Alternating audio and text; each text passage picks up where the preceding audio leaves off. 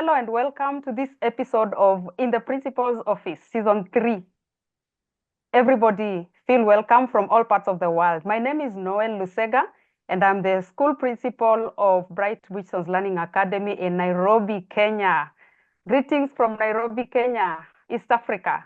And on behalf of Global School Leaders, I'm delighted to be your host today. I would imagine that being called to the principal's office is such a scary prospect, maybe exciting. I don't know what it is for you. And I hope that through this series of In the Principal's Office, we are able to address that. So the theme for this season is to unpack the role of gender in leadership positions, especially in the context of a school. So today, I'm honored to have Isela Costantini, who is visiting me in my office. Isela is a well-known personality for holding positions of great responsibility in the private sector. She was the first woman to hold the position of president of General Motors Argentina, Uruguay, and Paraguay. And she was also the president of Aerolíneas Argentinas, and Fortune magazine ranked her among the 50 most powerful women in the international business world. I need all of you to mark that. My guest was ranked among the 50 most powerful women in the international business world. I'm honored to really have her, and I'm excited to host her today and allow her to speak of her schooling experience and also share her thoughts on the role of female school leaders. Please join me in welcoming Isela. Isela, welcome to the show. We are delighted to have you join us today. Thank you, Noel. It's a pleasure to be here with you. Welcome. Before we begin, and since we are in a principal's office, maybe I would invite you to talk about your relationship with your school principal. I would like you to take you back down memory lane into your schooling experiences, and maybe you can share with us, did you ever get called into the principal's office? Were you in trouble, or was it for a good thing? And maybe you can just share some of your memories. Okay, I'll tell you that you look much nicer than our school's principal's office principal. So the only reasons I remember being called to his office was because I once arrived late at school. It was my first time getting late. And he's like, whenever you arrive late, you have to enter through the main gate. And right at the main gate, he was standing with his arms crossed, just checking why you were arriving late. So that was very scary. And I think that was enough for us to think that we better behave so we don't want to be called in the principal's office. So that was my only experience. Well, so luckily I was a very well-behaved girl that never had to be called to the principal's office. Oh, wow. I can imagine. Thank you for sharing that. I'm sure that experience has also opened up a few things about your life and in your life. And interestingly, today we're talking about the role of gender. So maybe drawing from that experience and from what we all know is that one of the roles that a school actually plays is to prepare learners for the future, especially towards career paths. You know, this is where we're telling our learners or our students, maybe they are fitted for the sciences or for the arts, you know, things like that. And also towards being good citizens. And very often, the process of career readiness can be gendered, you know, especially in situations where children are made to believe that some professions are reserved for men and some for girls, you know. So maybe in your experience, was it similar for you? Maybe what can you share about the way a school shapes some of these gendered perspectives when it comes to careers?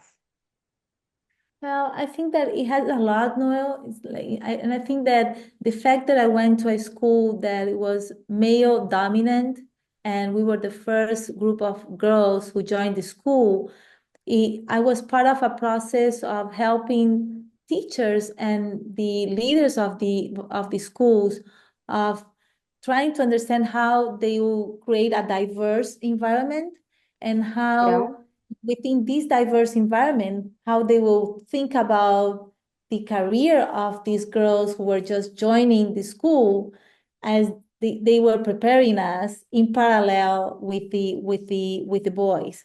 So I think that school has a lot of responsibility on helping girls and boys to figure out what they are going to study and to help them better understand how they can behave and how they can live together within the same society and community. The schools leaders have a lot of responsibilities on just not ensuring that we have the right values on what we expect on society, but we also help communities or the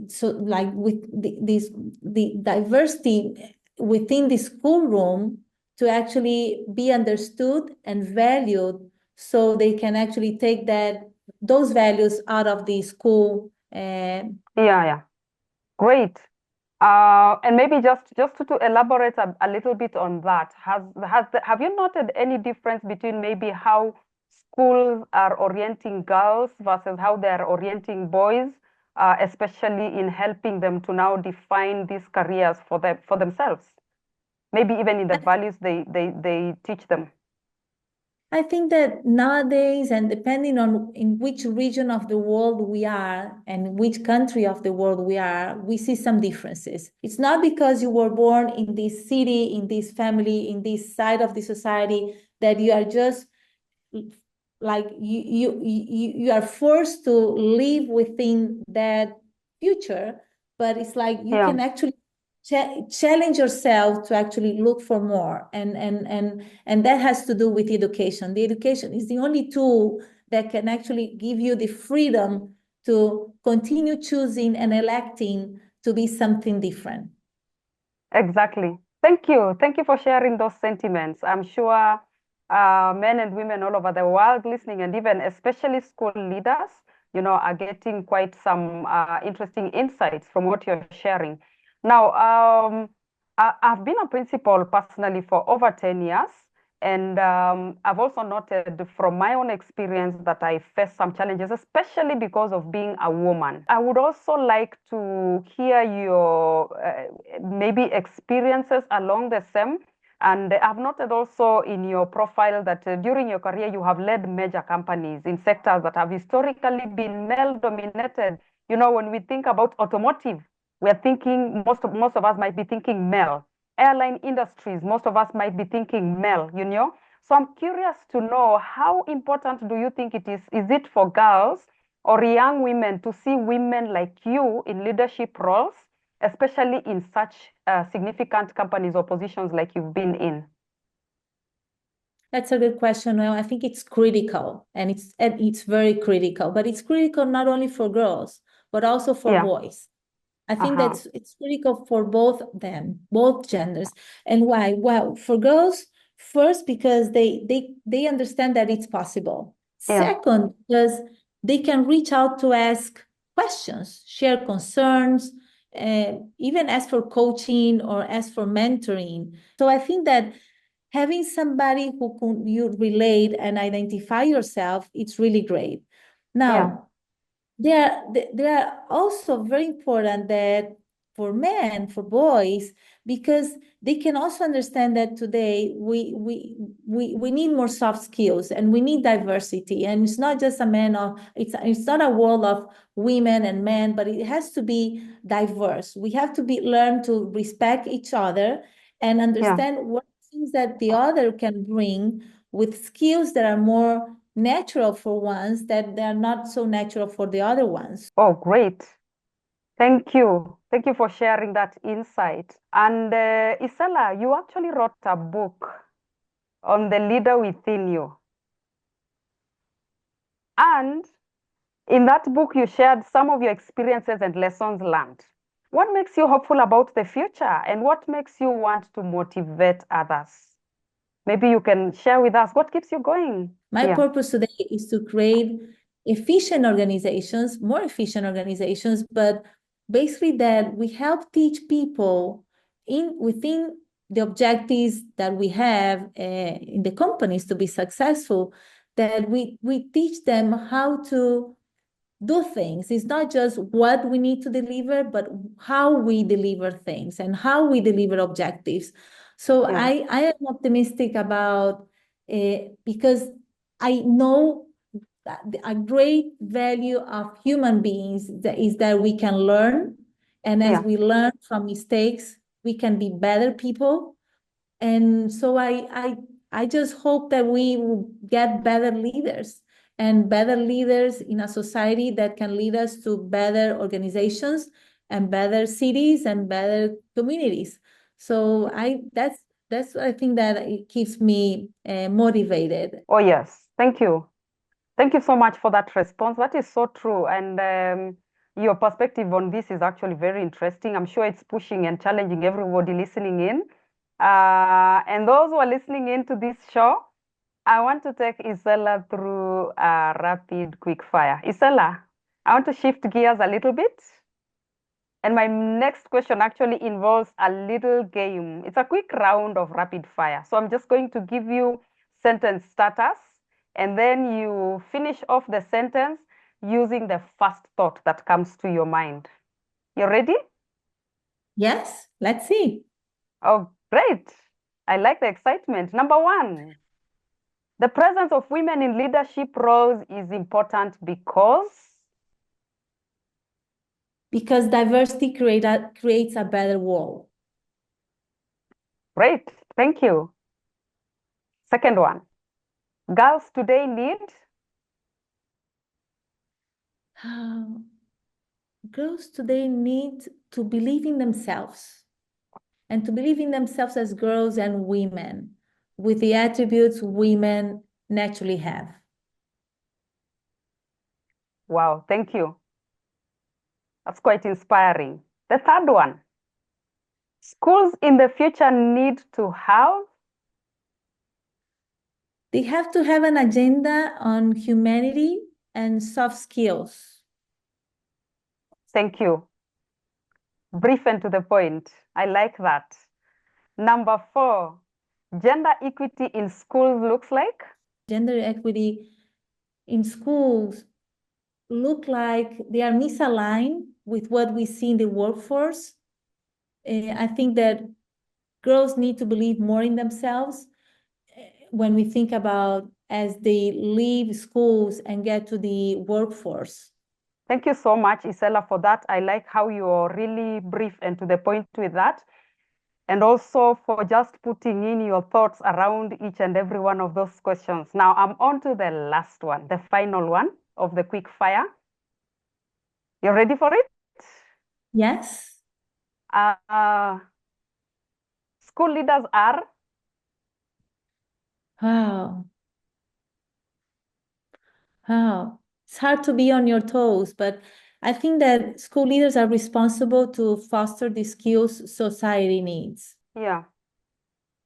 Thank you so much. That is also quite helpful to me as a school leader. And that was fantastic. Thank you for playing along. Uh, I would like to ask a final question from my end. Um, and that question is around any advice that you can give to school principals who are listening into this episode and are eager to create gender equitable schools. What would you tell them? Well, no, I think that first of all, I think that we all need to embrace change. Sometimes at school, we have to push for those changes. So motivate diversity by promoting mixed gender teamwork. I think that's one of the things that at school we should do. And as we promote this gender teamwork, like talk about the advantages of getting different perspectives, talk about respect, do not allow bullying. Second, I used to believe that we need to better work on our self-esteems. And I also say that we should have like self-esteems classes when we are in kindergarten, then when we are in elementary school, so when we go to the university. And I think that that's something that we have to help at school to have kids understanding how to manage their self-esteem, their egos, because Yeah. we'll never have a perfect self-esteem. Sometimes it's going to be too little or too high. But I think that it's very important that we help kids understand and help on their self-esteem. I think that school leaders have a lot of challenges on setting up values and reinforcing values and creating the Yeah. right values that we need for the future. So I wish you just all the best and all the Thank you. luck. And I think that we all rely on you because, like school leaders, it doesn't matter where you are located, you have something in common and you have an inner purpose that is very, very important. And don't let that go. Embrace change and continue the journey. Thank you. Wow, so encouraging. Thank you. Thank you so much, Isela. Speaking with you has been such an absolute pleasure. I do not take this for granted. And we are lucky to have people like you who think so deeply about leadership and gender and its importance in building a future for girls worldwide. Thank you so much. I hope to see you sometime soon. And I cannot thank you enough for this conversation. Thank you, No, thank you, thank you, thank you so Noel. much. Thank you, Noel. Wishing all the best. Thank you so much. That's great. To our viewers, thank you so much. As you listen to these conversations, just let us know what you think about leadership needed to build gender equitable schools. Leave your thoughts in the comment sections below, and we are looking forward to hear from all of you. Share your thoughts, share your comments, share your questions, and we hope to see you in our next episode of In the Principal's Office. Thank you. Have a good day, good night, good afternoon from different parts of the world. Thank you so much.